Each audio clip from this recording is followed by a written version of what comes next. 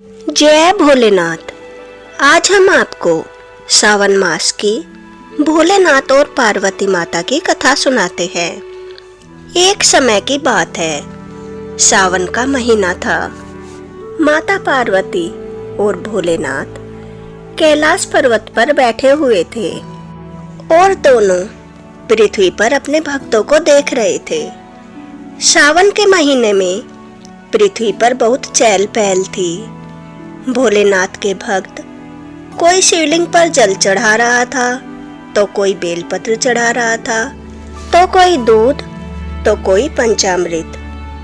और कितने ही भक्त सावन के महीने में कावड़ में गंगा जल लाकर भगवान शिव का अभिषेक कर रहे थे।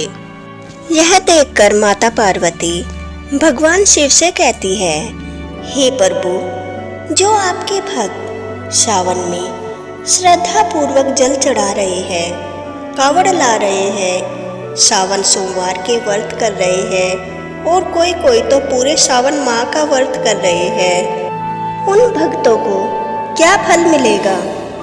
हे प्रिय, सावन माह में जल अर्पण करने का इतना महत्व है कि जो भी भक्त सावन माह में मेरे ऊपर जल अर्पित करेगा उसे स्वर्ग की प्राप्ति होगी और उसके सब पाप नष्ट हो जाएंगे। हे प्रभु, क्या ये लाखों करोड़ों लोग जो आपका जलाभिषेक कर रहे हैं, क्या ये सब स्वर्ग को प्राप्त होंगे? पार्वती, तन से जल अर्पण करने से ज्यादा मन से जल अर्पण करने का महत्व है। हे प्रभु, ये कैसे पता चलेगा कि कौन तन से जल अर्पण कर रहा है या फिर सच्चे मन से? हे प्रिय, ये तो हमें व्यक्ति के मन से ही पता चल जाता है कि कौन सच्चा भक्त है और कौन दिखावा कर रहा है। हे प्रभु, मेरे मन में यह जानने की लालसा जाग गई है कि आपका सच्चा भक्त कौन है और कौन दिखावा कर रहा है। पार्वती, चलो हम पृथ्वी की सैर के लिए चलते हैं और वहां देखेंगे कि कौन हमारा सच्चा भक्त है। तब भगवान शिव और माता पार्वती पृथ्वी की सैर के लिए निकलते हैं। भगवान शिव एक बीमार कोढ़ी व्यक्ति का रूप लेते हैं और माता पार्वती एक सुंदर स्त्री का रूप लेती है और दोनों हरिद्वार में गंगा नदी से कुछ दूरी पर बैठ जाते हैं। पास में ही भोलेनाथ का एक मंदिर था। वहां पर सब लोग आ रहे थे और शिवलिंग पर जल चढ़ा रहे थे। माता पार्वती सबसे कहती है, सुनो, मेरे पति बहुत बीमार है और कमजोर भी है। मैं इन्हें बड़ी कठिनाइयों से यहाँ लेकर आई हूँ। अब मैं बहुत थक चुकी हूँ।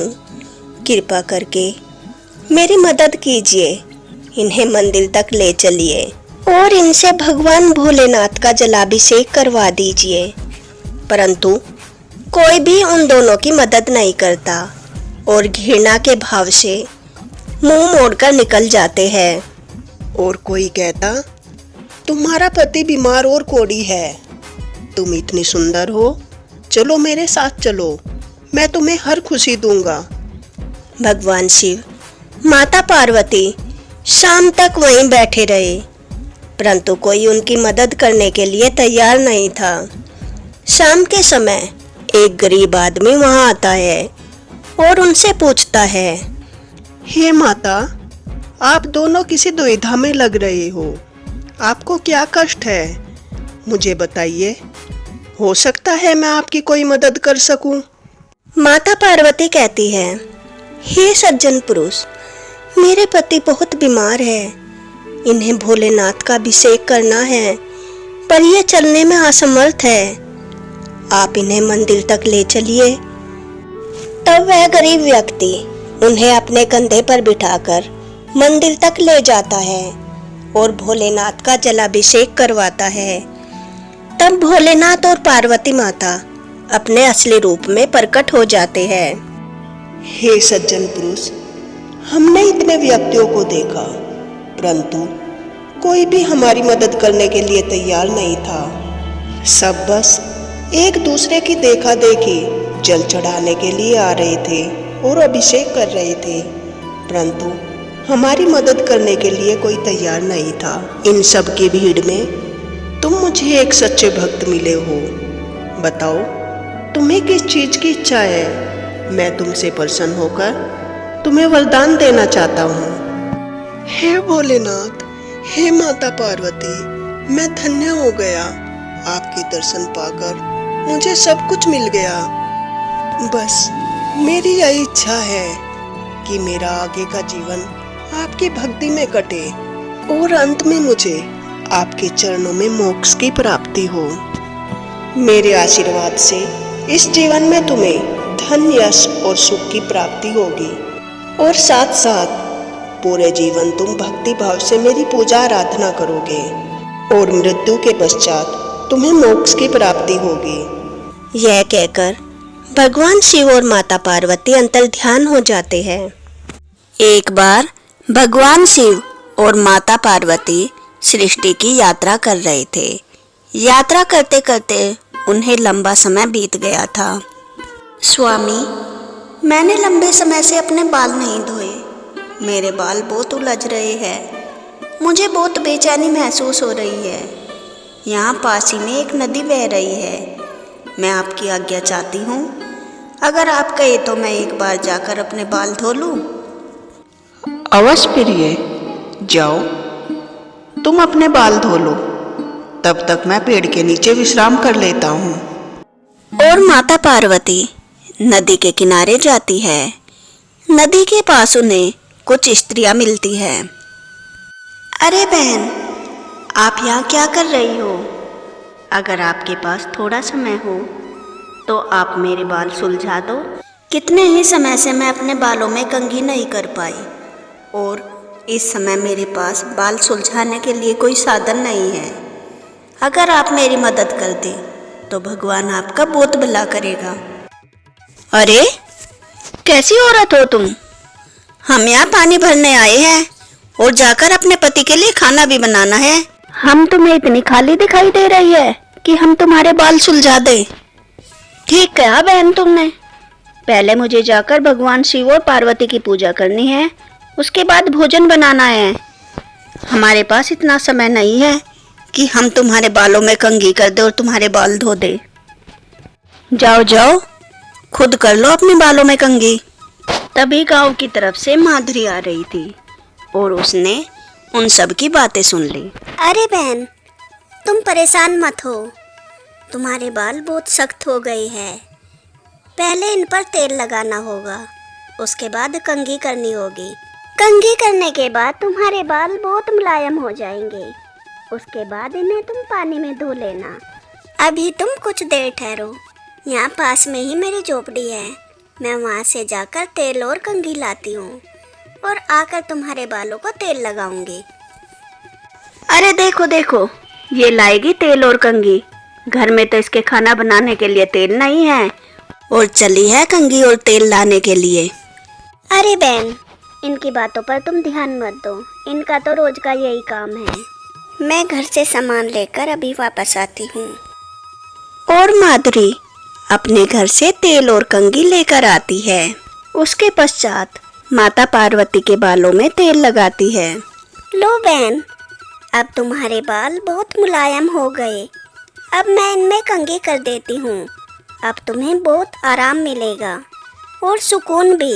माधुरी, तुम कितनी दयालु हो और ये अन्य स्त्रियाँ उतनी ही कठोर।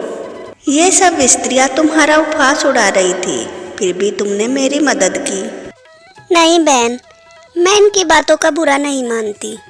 ये सब तो ऐसी ही है। इनके पास बहुत सारा धन है, इसलिए ये मेरे जैसों की मजाक उड़ाती है। चलो, बालों में तेल तो लग गया। अब मैं कंघी कर देती हूँ। और जैसे जैसे माधुरी माँ पार्वती के बालों में कंघी करती है, माँ को बहुत सुकून मिलता है। और कंघी करते समय कुछ बाल माधुरी के कपड़ों पर गिर जाते हैं और माता पार्वती के बाल उसके कपड़ों पर गिरते ही सोने के बन जाते हैं। अरे ये क्या? ये बाल सोने के कैसे बन गए? कौन है ये स्त्री? क्या कोई ये मायावी है या फिर कोई देवी है? और जैसे ही माद्री माँ के सिर में कंघी कर रही थी, उन्हें उनके सिर में पूरा ब्रह्मांड दिखाई देता है और माद्री माँ पार्वती के सिर में पूरे ब्रह्मांड को देखकर बेहोश हो जाती है। उठो माधवी, उठो। और माधवी जब उठती है, माँ पार्वती को उनके रूप में देखकर उन्हें पहचान लेती है।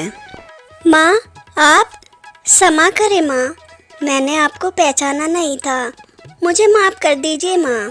माधवी, तुम बहुत अच्छी प्राणी हो, तुम्हारे अंदर बहुत ही दयालुता का भाव है। जैसे जैसे तुमने मेरे बालों में कंघी की, मुझे बहुत सुकून मिला, इसलिए मैं तुम्हें आशीर्वाद देती हूँ। जन्म जन्मांतर तक तुम्हें कभी भी किसी चीज की कोई कमी नहीं होगी और तुम्हें तुम्हारे पति और औलाद का भरपूर सुख मिलेगा। तुम्हारा घर अन्न के भंडार से भरा रहेगा। और हाँ माद्री, जितना तुम उस भंडार में से दान करोगी, उतना ही भंडार तुम्हारा भरता रहेगा। इसलिए हमेशा गरीबों और दुखियों की मदद करना। माता, आप बहुत ही दयालु है, कृपामयी है। हे माँ, आपने मेरे सब दुख दूर कर दिए। जो मुझसे अपराध हुए माँ, उसके लिए मुझे क्षमा करे। और माँ पार्वती माधुरी को आशीर्वाद देकर वहाँ से अंतर्ध्यान हो जाती है। और माधुरी जब अपने घर आती है, उसकी छोटी सी झोपड़ी की जगह बहुत सुंदर घर बना होता है, अन्न के भंडार भरे होते हैं।